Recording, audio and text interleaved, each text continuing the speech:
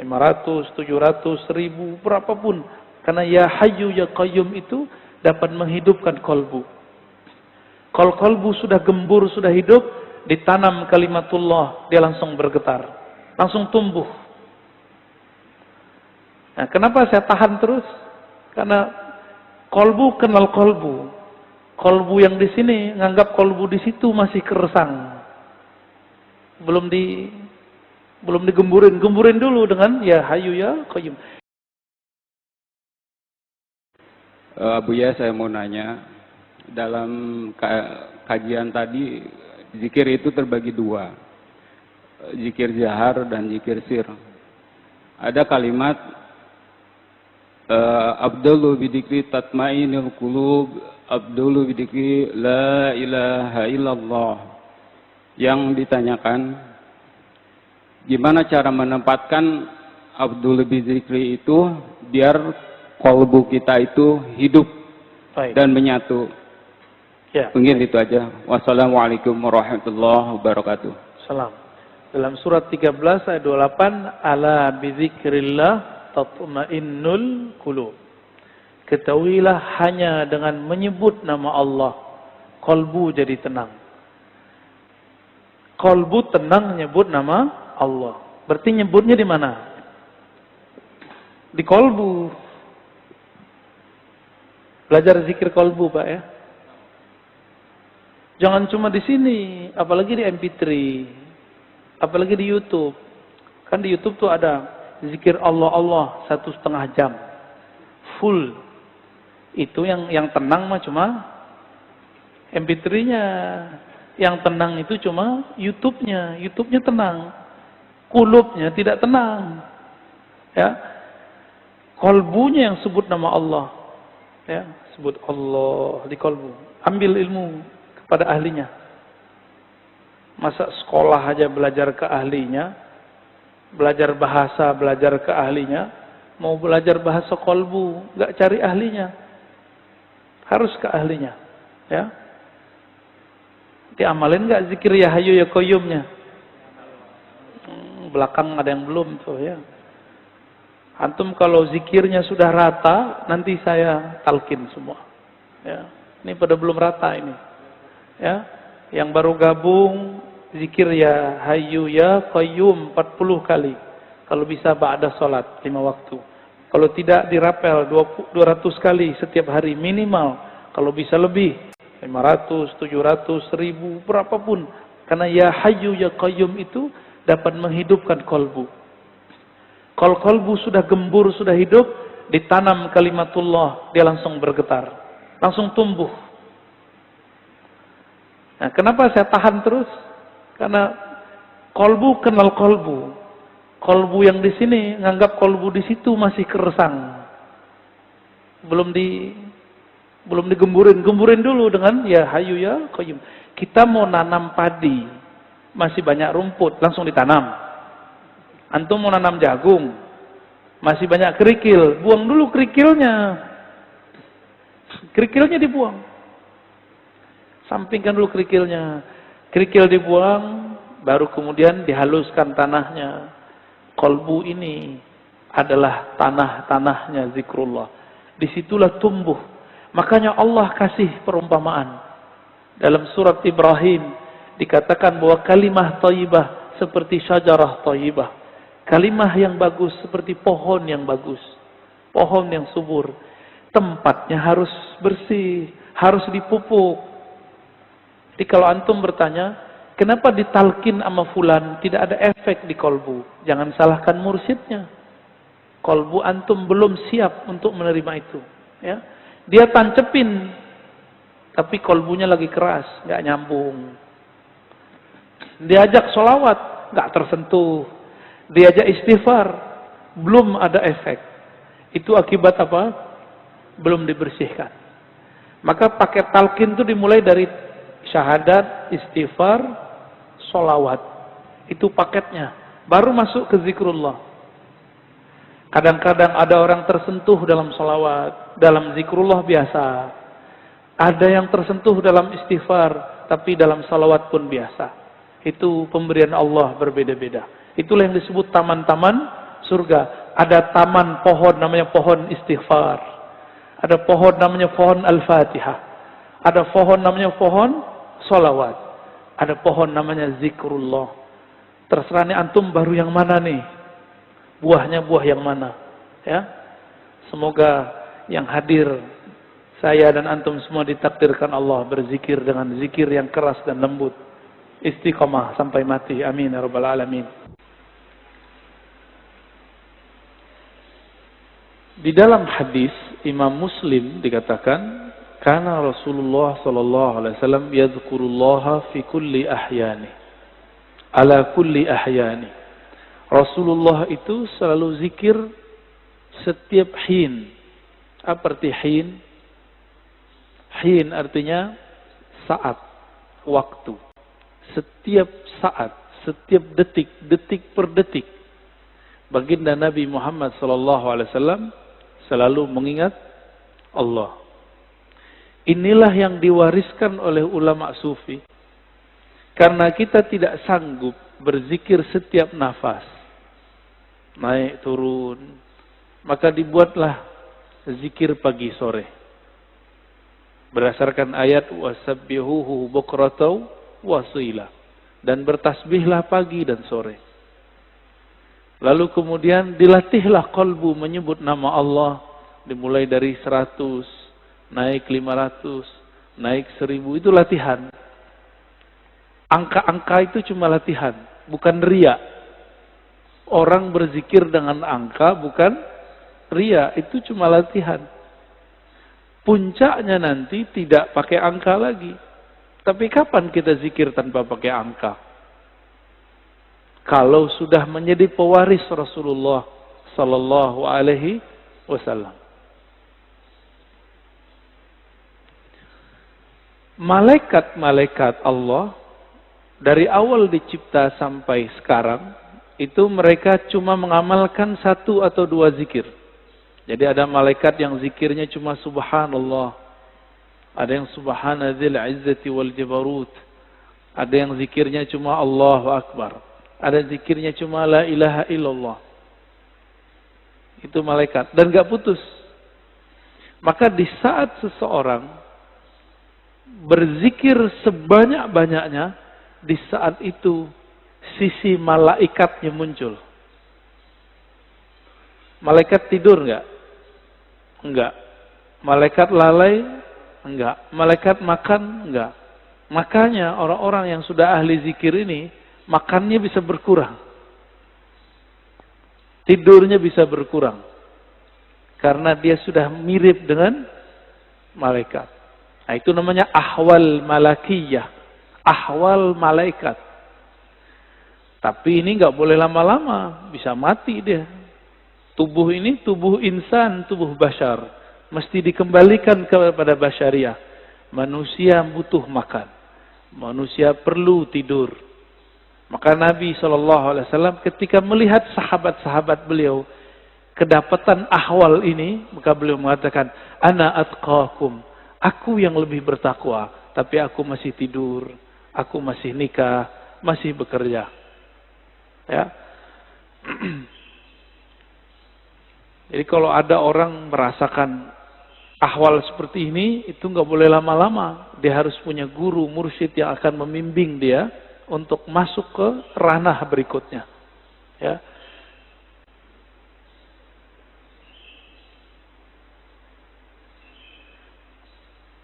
Kata zikir artinya ada 2. Pertama, zikir berarti benar-benar menyebut Allah.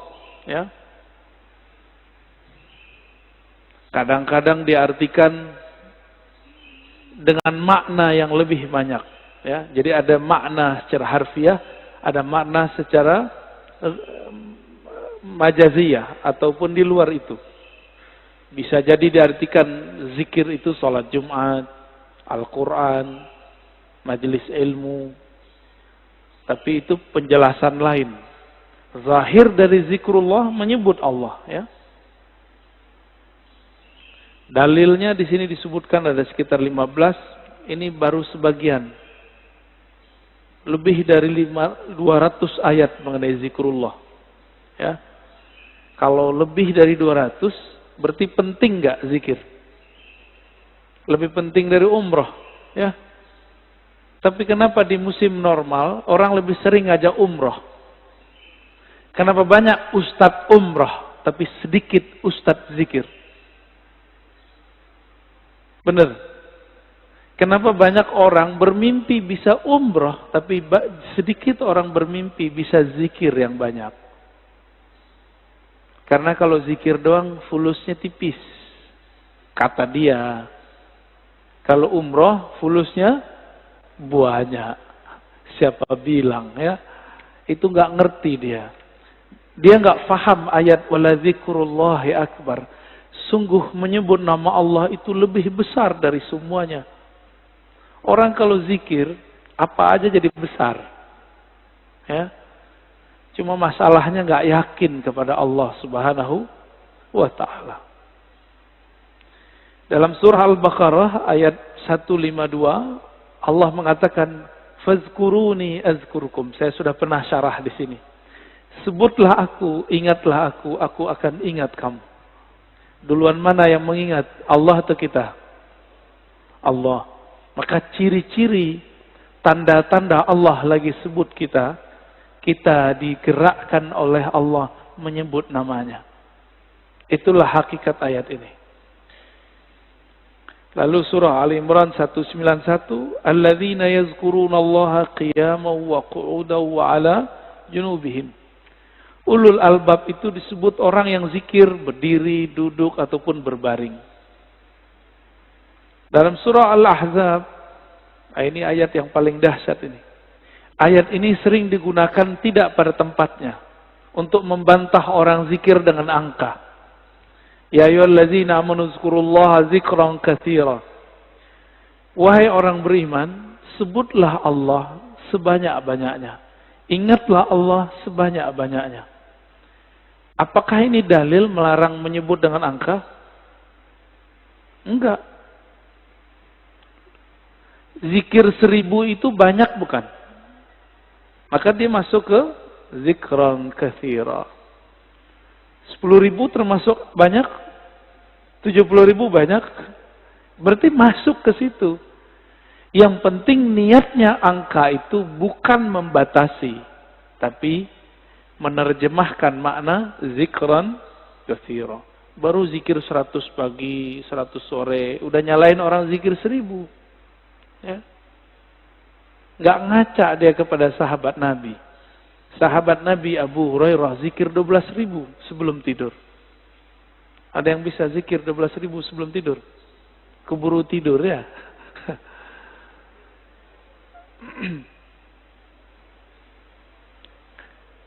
Ada surat Ar-Ra'd ayat 28. Ala bidzikrillah tatmainnul qulub. Ketahuilah hanya dengan menyebut Allah kalbu bisa tenang. Jadi antum mau belajar apa aja, itu kalbu nggak akan tenang. Jadi orang kalau hijrah, tidak hijrah zikrullah, nggak akan mendapatkan kedamaian kalbu. Oleh karena itu, bagi saya, berdasarkan ayat-ayat ini kan banyak ayatnya tadi. Belajar zikir itu bukan sunnat, tapi wajib. Ya. Belajar zikir itu sunnat, salah itu. Belajar zikir itu wajib. Kenapa disebut wajib? Allah mengatakan, aqimis salata li dzikri. Dirikan salat untuk mengingatku. Salat wajib enggak? Wajib. Supaya kita dari awal takbir sampai assalamualaikum connect kepada Allah Subhanahu wa taala, maka yang dilatihkan apa? Gerakan yang bagus atau zikir yang mantap? Apa yang dilatihkan? Dirikanlah sholat untuk mengingatku. Berarti yang dilatihkan apa? Mengingat Allah yang dilatihkan. Jangan sibuk masalah ini wajahtu atau enggak pakai ini. Enggak khusyuk antum ntar, malah kusut nanti. Jangan sibuk masalah usoli bid'ah atau tidak bid'ah. Enggak khusyuk nanti. Oh ini kan ilmiah. Ilmiah itu bagian akal. Kalau sholat pakai kolbu.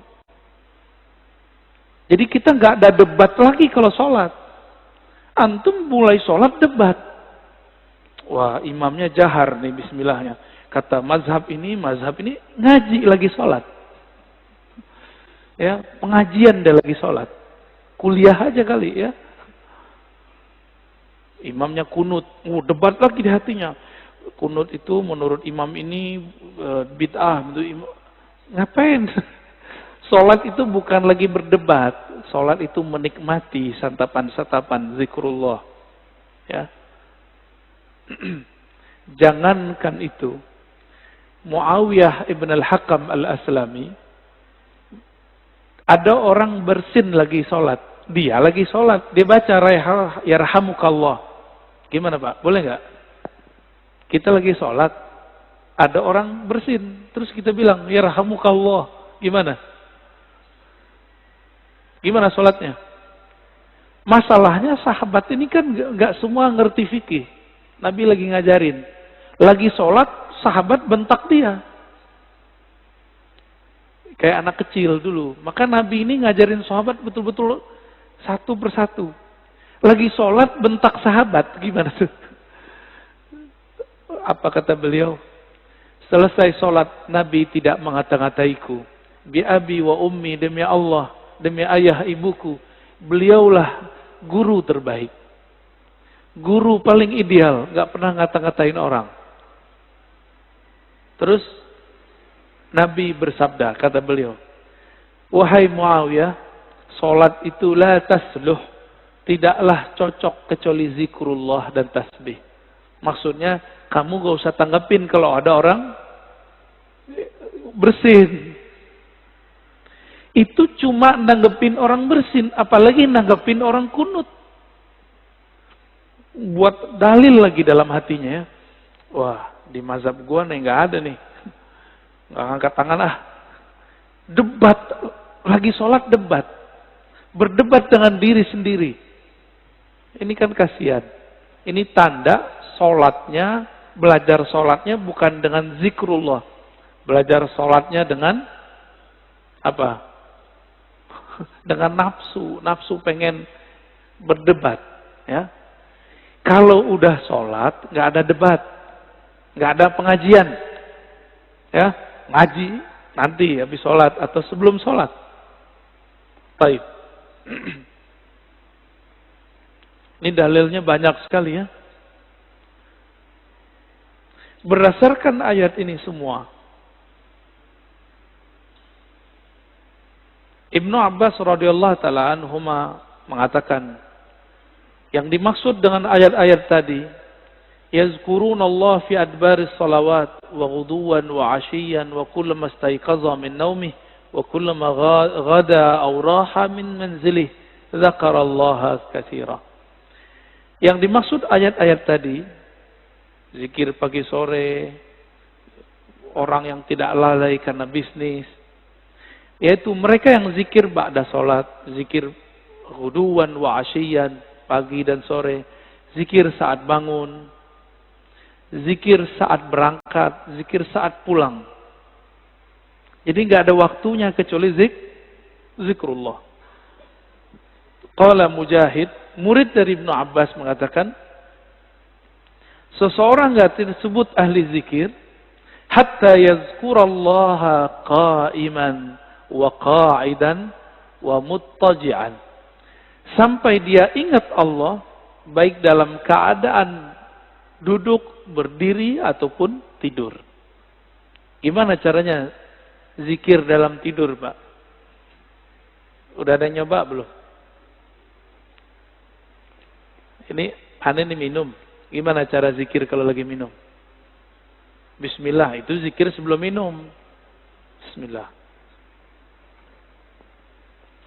Itu zikir sebelum minum. Lagi minum, zikirnya apa? Pusing kan? Nah, ini yang mau kita bahas nanti. Kita lagi makan, bisa nyebut nggak? Kan nggak bisa. Apa dong zikirnya? Zikirnya ada dua. Pertama sebut di kolbu.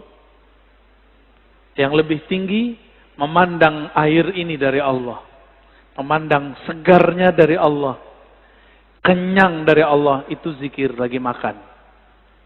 Gimana? Udah zikir lagi makan belum? Belum ya? Masih memandang nasi yang mengenyangkan.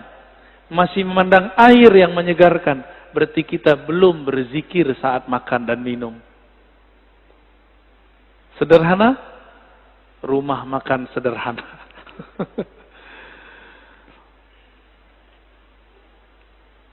Imam Nawawi mengatakan ajma'al ulama ala jawazi zikr bil qalbi wal lisan lil muhdis wal junubi wal haidi wal nufasa. Ulama sepakat bahwa zikir itu dibolehkan dengan kolbu dan lisan, baik bagi yang berhadas, yang junub, yang haid ataupun nifas. Kenapa? Ini kan zikir. Sebenarnya zikir itu golnya di kolbu. Kolbu tidak pernah haid. Kolbu tidak pernah junub. Junubnya kolbu adalah lalai mengingat Allah Subhanahu wa ta'ala. Benar, sering junub gak antum? Makanya kita ini sering junub, Pak. Mandinya jarang. Ya.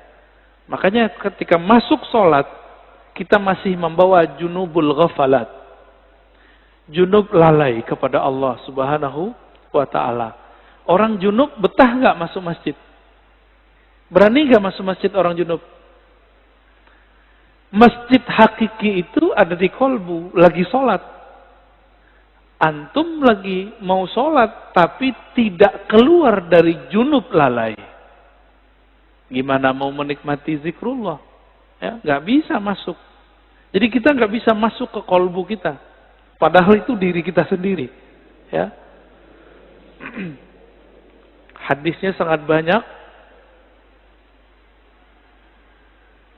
Ini ada hadis yang paling kenceng ya, paling dahsyat ini. Kata Nabi, "Masalul ladzi yadhkur rabbahu wal ladzi la yadhkur rabbahu kamasalil hayy wal mayyit." Hadis ini riwayat Imam Bukhari ya, dalam kitab doa. Perumpamaan orang yang zikir dengan tidak zikir itu sama dengan orang hidup dan mati. Gimana? Berarti kita banyakkan hidupnya atau matinya? Jadi kalau hidung kita ini dibukakan rasa penciumannya oleh Allah Subhanahu wa ta'ala, indera penciuman batinnya oleh Allah, kita akan mencium orang yang tidak zikir itu bau bangkai. Cuma alhamdulillah Allah tutup itu. Coba kalau dibukakan, Pak. Kita setiap ke jalan kemana itu bau bangkai di mana-mana itu. Maka kita bersyukur kepada Allah, Allah tidak bukakan kasyaf yang banyak. Karena kalau kebanyakan kasyaf, bisa pusing sendiri kita nanti. Maka ada beberapa wali, gak berani mereka ke masjid. Karena kalau ke masjid, dia lihat muka orang macam-macam. Ada yang ria, ada yang muka monyet, ada yang muka kambing, ada yang muka babi. Ya, maka Imam Ghazali buat fatwa khusus untuk orang ini. Ya. Dibolehkan oleh Imam Ghazali bagi orang ini tidak sholat di masjid sementara sampai ahwal itu hilang.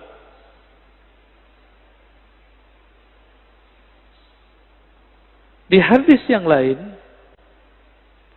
sesungguhnya Allah Subhanahu wa ta'ala mempunyai malaikat yatufuna fit turuqi yaltamisuna ahla dzikr. Allah mempunyai malaikat-malaikat yang yatufun, bertawaf, berkeliling, mencari majelis ilmu. Ketika mereka bertemu, mereka berteriak, mereka memanggil kawan-kawannya, halummu ila hajatikum, wahai sahabat-sahabatku, wahai para malaikat, berkumpullah. Jika yang dipanggil itu ada manusia yang sudah mendekati karakter malaikat, maka dia juga terpanggil ke majelis itu. Jadi yang datang bukan hanya malaikat, tapi juga manusia yang karakter malaikatnya sudah hidup. Ya, itu mana hadisnya. Itulah sebabnya kenapa majelis-majelis zikir itu rame dulu. Masih ingat dulu Ustaz Arifin? Ya, Ramai nggak dulu? Cuma ya sayang, Ustadz Arifin tidak berthariqah. Akhirnya tidak ada kaderisasi murid menjadi mursyid. Karena beliau bukan mursyid. Tapi kita berterima kasih, berkah beliau Indonesia dizikirkan dengan zikirnya yang khas, dengan suara serak-serak basahnya yang lumayan. Ya. Tapi beliau meninggal ya sudah. Untungnya di negeri ini banyak mursyid-mursyid tarekah. Ya, kita beruntung banyak mursyid-mursyid yang mereka memegang ajaran-ajaran zikrullah. Meskipun dituduh ahli bid'ah, dituduh sesat, dituduh gila, mereka nggak mau hiraukan. Mereka tetap jalan. Ya. Itu malaikat ganti shift. Fayahuffunahum biajnihatihim ila sama'id dunya. Ketika mereka berkumpul, itu malaikat meliputi orang-orang yang duduk di majelis zikir dengan sayapnya. Ada yang lihat gak? Antum kalau kasyaf bisa lihat. Untung tidak kasyaf. Karena kalau kasyaf pasti ketakutan. Ya. Itu sampai ke langit pertama. Nyundul langit. Makanya malaikat dari timur, dari barat lihat. Wah, kayaknya ada majelis zikir nih. Mereka akan berkumpul. Kalau ada manusia, kolbu yang sudah berzikir, dia akan ikut meramaikan majelis tersebut. Semoga kolbu kita termasuk kolbu yang sudah berzikir. Amin ya rabbal alamin. Semoga yang hadir ini dipandang Allah, kolbunya kolbu berzikir. Amin ya rabb. Lalu mereka ditanya oleh Allah, wa huwa a'lamu bihim. Pada Allah lebih tahu keadaan mereka. Ma yaqulu 'abdi? Apa yang dibaca oleh hambaku, wahai malaikat? Lalu mereka mengatakan, mereka bertasbih kepadamu, ya Allah. Bertahmid, ya Allah. Bertakbir, ya Allah. Bertahlil. Apa kata Allah? Hal ra'auni? Apakah mereka melihatku? Lalu para malaikat menjawab, tidak, ya Rabb. Seandainya mereka melihat aku, bagaimana? Oh, kalau kita udah melihat Allah, antum tuh nggak mau kerja lagi. Mungkin nggak mau nikah lagi. Ya udah asik dengan zikrullah. Ini hadisnya panjang ya. Maka disebut dengan humul julasa la yashqa bihim jalisuhum. Di hadis Imam Tabarani, Abu Darda mengabarkan perihal hari akhir. Rasulullah SAW bersabda, nanti di hari kiamat, Allah akan bangkitkan beberapa kelompok manusia, wajahnya bercahaya. Fi wujuhim nur. Lalu ditaruh mereka di atas minbar-minbar yang terbuat dari lu'lu'. Yaghbituhumun nas, laisu bi anbiya wala syuhada. Mereka bukanlah nabi. Mereka bukanlah syuhada. Faja a'rabiyun ala rakbatayhi faqala ya Rasulullah, hilhum lana na'rifhum. Lalu datang Arab Badui berani naja, wahai Rasulullah, siapakah mereka? Ceritakan kepada kami. Dijawab oleh Nabi, mereka itu dua karakternya. Satu, al-mutahabbuna fillah. Mereka saling mencintai dalam rahmat Allah. Dan yang kedua, yajtami'una ala zikrillah. Mereka banyak di biladin syatta, di banyak negeri, kemanapun mereka berzikir kepada Allah Subhanahu wa ta'ala. Ini orang-orang begini nih. Nanti Nabi aja bingung. Wah, kok ada makhluk begini ya? Bercahaya. Ini hadisnya sangat banyak. Kita pendek aja ya.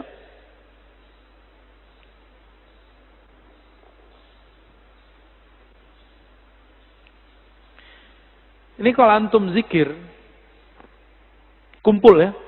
Jadi dalil zikir berjamaah itu banyak. Nggak usah dihiraukan orang yang bilang itu bid'ah. Dia nggak ngerti hadis. Katanya ikut sunnah tapi nggak baca sunnah. Karena memang sunnah yang diikuti cuma beberapa doang. Cuma hadis kullu bid'atin dolalah. Ya, penjelasannya dia nggak belajar. Hadis Imam Ahmad, hadisnya sahih. Ma min qaumin ijtama'u Yadhkurunallaha azza wa jalla la yuriduna bidzalika illa wajha. Nah, ini coba lihat lafaznya. Ma min qaumin ijtama'u. Tidaklah sekelompok kaum berkumpul, berjamaah. Berarti ini zikir jamaah bukan? Ya. Yazkurunallah, mereka pakai lafaz jamaah. Mereka mengingat Allah Subhanahu wa taala, tidak menginginkan kecuali ridha-Nya. Illa nadahum munadin minas sama. Kecuali ada yang berseru dari langit. Kumu maghfuran lakum. Ketika selesai berzikir, apa kata mereka? Ya sudah, kalian berdirilah, selesaikanlah, Allah mengampuni kalian. Qad buddilat sayyi'atukum hasanat. Sekarang semua keburukan kalian diganti dengan kebaikan-kebaikan. Cuma kan nggak dengar Pak ya. Jadi antum di sini ngorok itu dapat pahala Pak. Itu dapat zikrullah itu ya. Apalagi bangun. Tapi jangan tidur Pak ya. Ntar Anda bilang begitu malah tidur lagi.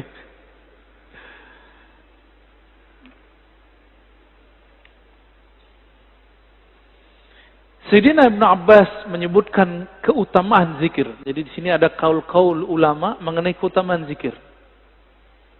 Kalau sholat ada batasnya atau tidak terbatas? Sholat bisa kapan aja nggak? Bisa kapan aja? Boleh nggak sholat di WC?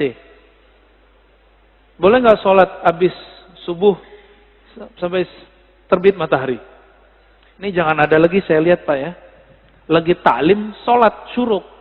Itu jahil namanya. Ya, ini kita kasih tahu berulang-ulang. Ngaji satu bab, dengar satu hadis, itu lebih afdol daripada 100 rakaat. Antum dapat hadis. Kalau orang zikir ba'da sholat subuh berjamaah di masjid, lalu sampai syuruk, sholat 2 rakaat. Bagi dia pahala haji dan umrah, tamah, kan begitu. Sempurna. Itu kalau nggak ada taklim. Kalau taklim, apa kata Nabi? Lebih afdol daripada 100 rakaat. Bahkan di riwayat Ibnu Majah 1000 rakaat. Antum sholat 2 rakaat, lewat maklumat ini. Mungkin lagi sholat juga dengerin ceramah saya kali. Kalau belajar beribadah itu jangan konyol. Beribadah itu bil ilmi. Ya.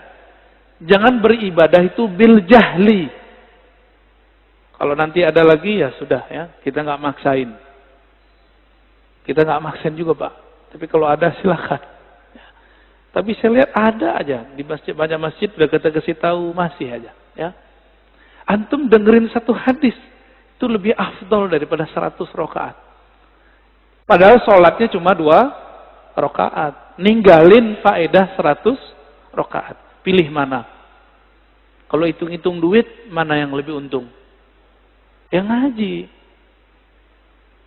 Sholat juga belum tentu khusyuk, ya. Kusut udah pasti.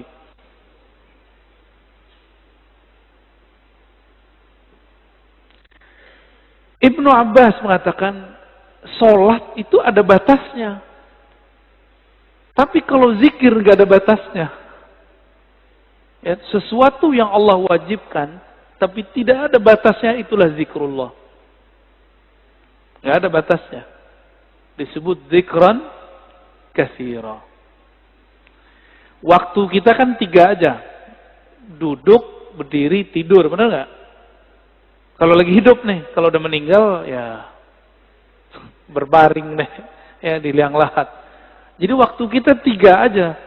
Nah, surat An-Nisa 103, surat Ali Imran ayat 191.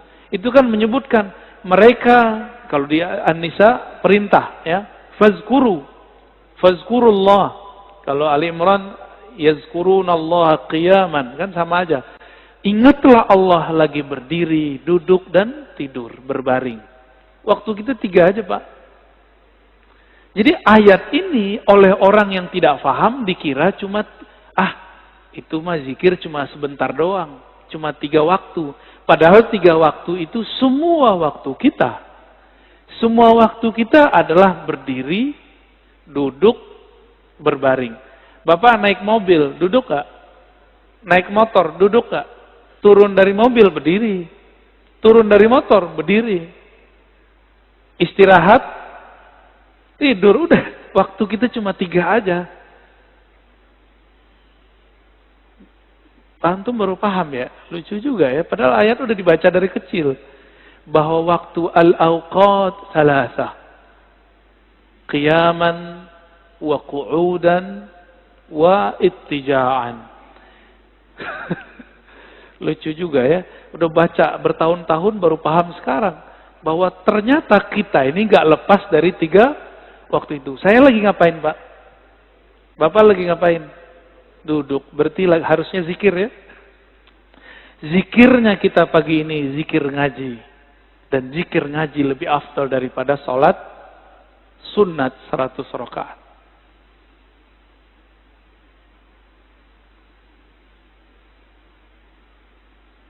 Ibnu Athaillah As-Sakandari mengatakan zikir itu usaha melepaskan kolbu dari ghaflah.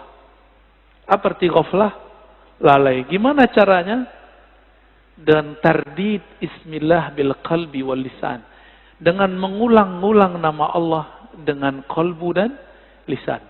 Maka ahli thariqah itu punya metode yang sangat sempurna sekali. Metode berzikir dengan kolbu dan berzikir dengan lisan. Ya. Nanti ada masanya di sini kita zikir. Saya talqinkan semuanya Pak. Tergantung sirnya turun atau belum. Ini belum ada Pak sekarang, belum. Karena kalau di kolbunya belum ada koneksi, itu ngefek.